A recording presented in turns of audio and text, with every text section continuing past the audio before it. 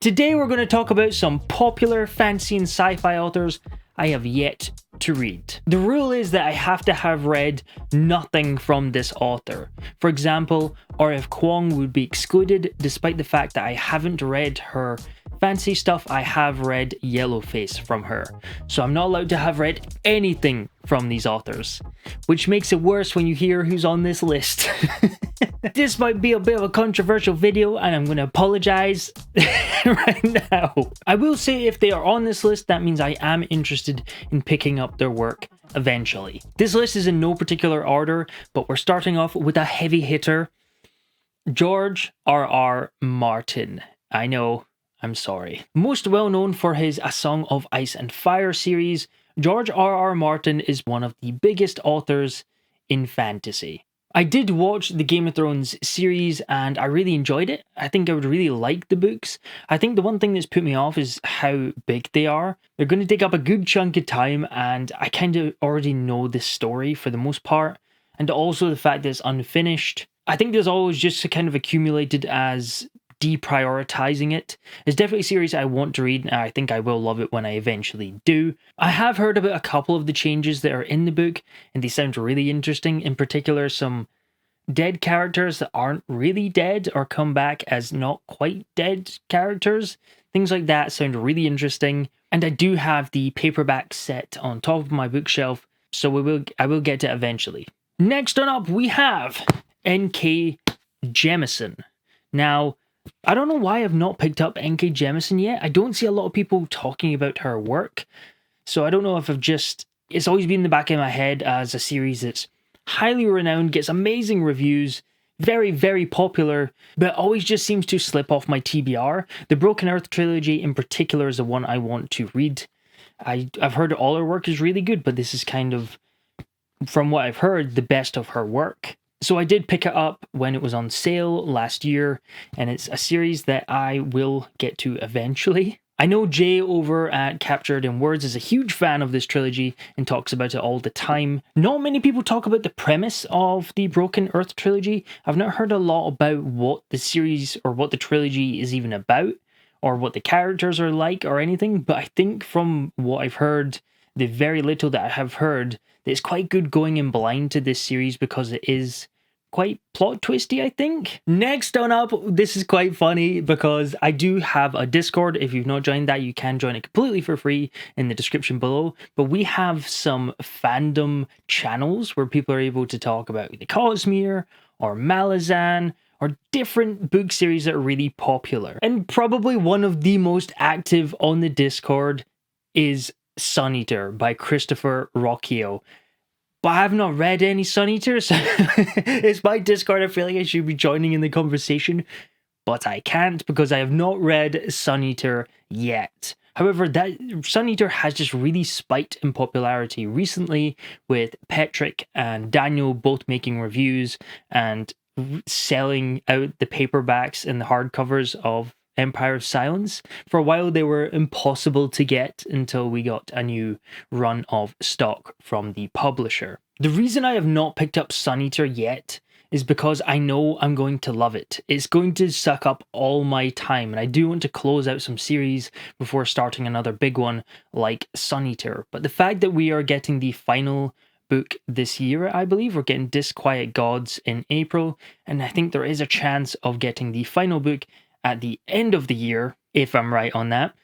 That means that the whole series will be out and bingeable. So the plan is, when it's all out, binge through it after I finish off some series, because I know I'm going to love it. From what I've heard, very character driven. I've not really read many space operas. You'll hear about another popular one later on in this list. So between the rave reviews and the beautiful art I've seen for some of the new Diamond editions, and also just the covers in general, more specifically the US covers I really have me intrigued to check this series out. And I did mention this in my auto-buy author video as well, but when an author just seems like a genuinely nice and interesting person, I'm more intrigued to pick up their work. And I definitely feel like all the interviews I've seen with Christopher talking about writing or the industry and how his own personal process, He just seems like a really nice guy, which further implores me to pick up his work. And this idea of including some philosophies and things into the sci-fi work sounds right up my street. However, another part of this is how difficult it is to find those US covers. They are so hard to find. I can't find a full set anywhere. So I'm hoping maybe a company will do a run of them, or they'll get more of the US covers in circulation so they're easier to get, because I am not paying the crazy secondhand prices that some of these are going for. It's a sin to have not read Ursula K. Le Guin. I know.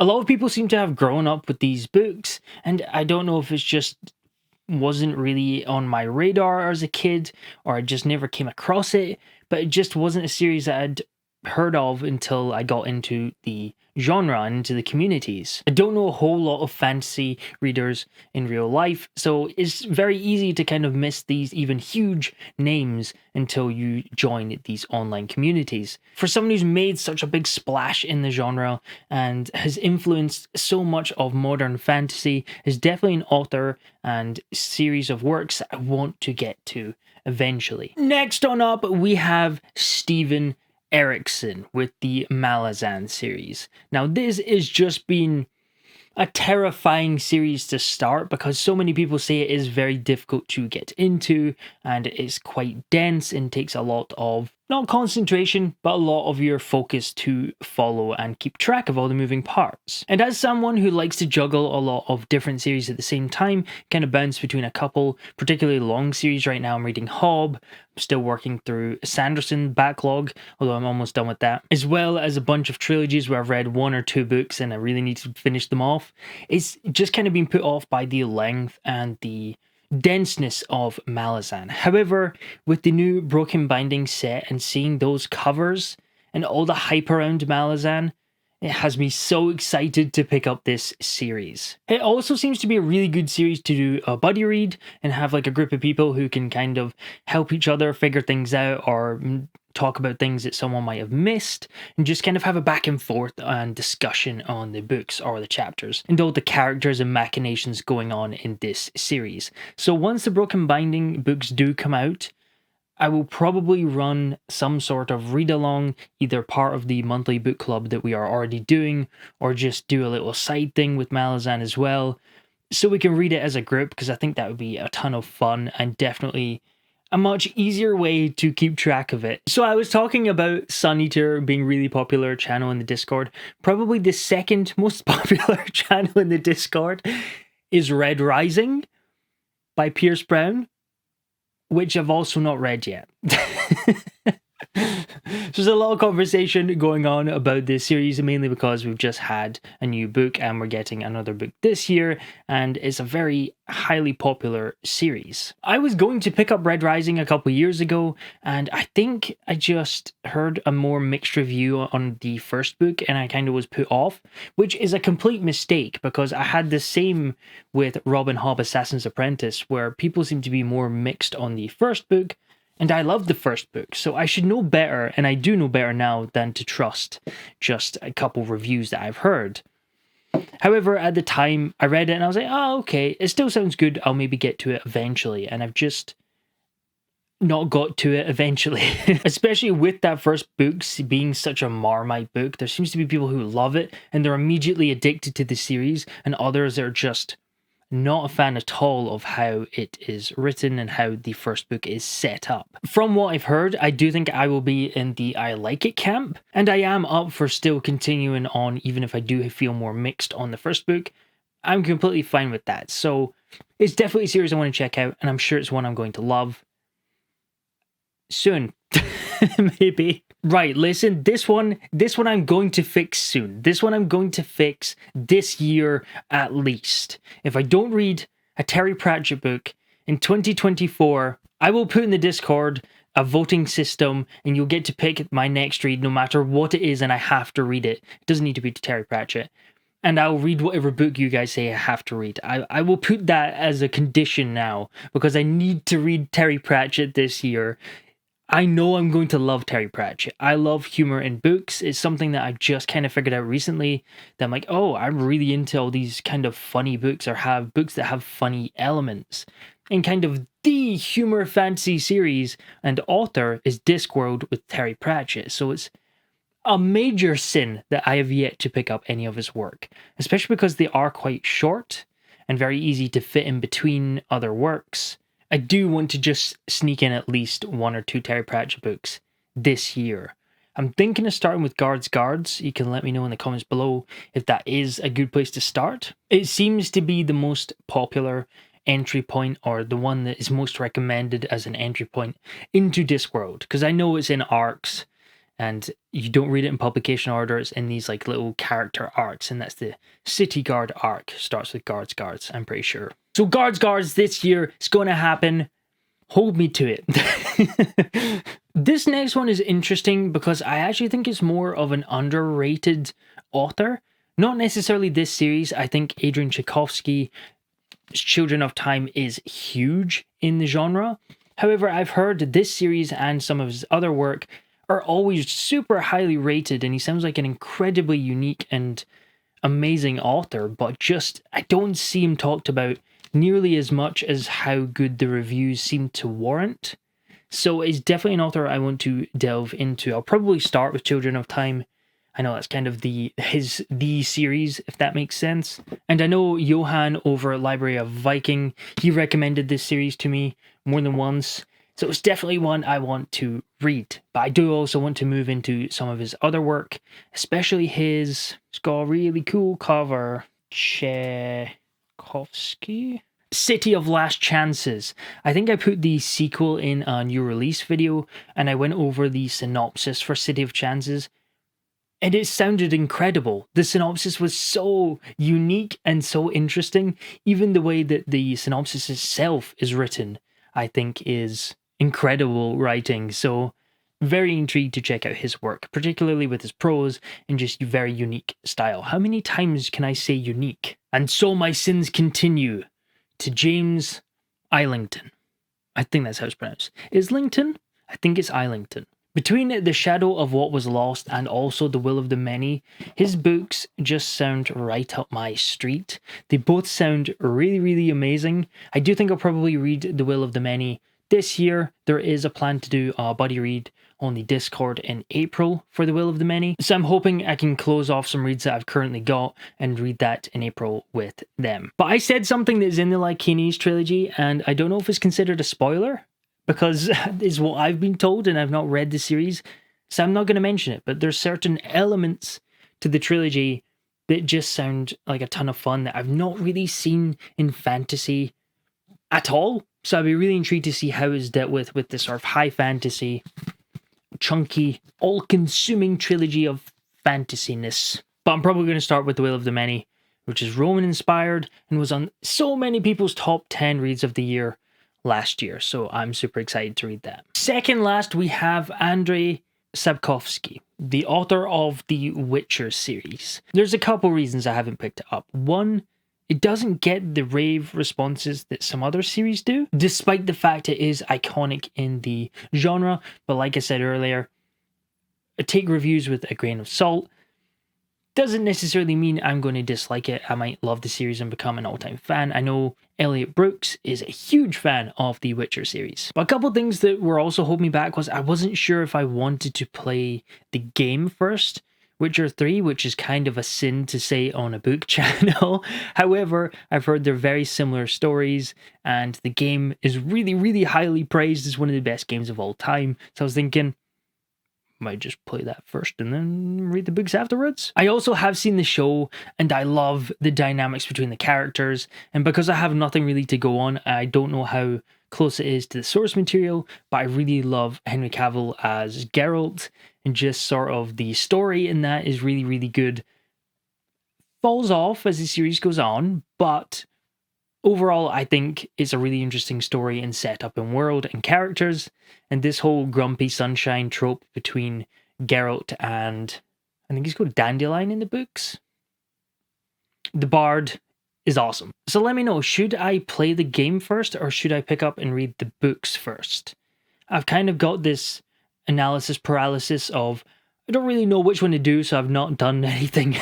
However, the new Orbit hardbacks that came out last year or the year before, beautiful art on them, so I'm tempted to grab them at some point eventually, maybe. And last but most certainly not least, probably my biggest sin, because I see this author as becoming a new favourite of all time, easily just perfectly matches so many things I love about the fantasy genre, and I've yet to read any of his work. And I even have the books. Joe Abercrombie. I know. I told you it's going to be not good. Told you. There's a reason that I've called it my sins. I love the sound of Abercrombie's books. The grimdark, with the humour and the wit. And I've seen so many interviews with Joe Abercrombie talking about his process and his work and just lots of different things about the industry. And he just seems like such a nice, witty guy. And I've heard that really translates to his book as well. Meant to be really dark. I know bits about the characters. Logan Ninefingers, Glokta being this torturer whose perspective you're from. And he's really cynical. It just sounds so good. This is another one that I'm definitely going to fix this year. So you can shout to me at the end of the year if this isn't included in the wrap-up. I am just about to finish up today, in fact, Dungeon Crawler Carl on audiobook, and that'll be me completely caught up with that series. And I've heard that the audiobooks, the narration by Stephen Pacey for the First Law trilogy is really, really good. So I might start picking them up as my audiobook read. So I will hopefully get to it soon. Feel free to dislike and unfollow. Completely understand. Perhaps my sins are too great. All joking aside, of course, there are these huge authors that are huge inspirations and influences in the fantasy genre. However, just because you haven't read X, Y, or Z doesn't mean you're not a fantasy reader. It doesn't disqualify any sort of power to recommend or talk about the books that you love. That doesn't at all change the amount of a fantasy reader you are. If you read a fantasy book, you are a fantasy reader. So yes, this video was very tongue-in-cheek in the way that it was formatted. However, I don't think you need to have read Brandon Sanderson to talk about the fantasy genre. Read what you love, talk about what you love. We don't do gatekeeping here. Not acceptable. Just because an author is huge doesn't mean that they are necessarily better or more likely to be your taste. Some of my favourite books of all time are lesser known, and that's why I shout about them. And that's why I like delving out into these new books, new series, lesser known authors, and checking their work out too. Read what you want at the pace you want. This is not a competition. This is not you need to meet a certain criteria to be able to be included in the community. This is a hobby. These are books. That being said, after all the videos I've made on Dungeon Crawler Carl, if you've not read it yet, I swear I'm going... I think the camera got out there, but thanks very much for watching. I wrote a book. Harbinger of Justice. Outro. Ooh. Can't really do the fallback thing much anymore because the shelf is right there. And what do you think of the new background? This is just kind of a test for this video. I'm not sure if I'm going to keep it yet, but this is a new shelf. I actually really like it. I was a bit unsure at the start, but it's starting to grow on me, so might stay, might change. But let me know what you think. Okay, thanks, bye.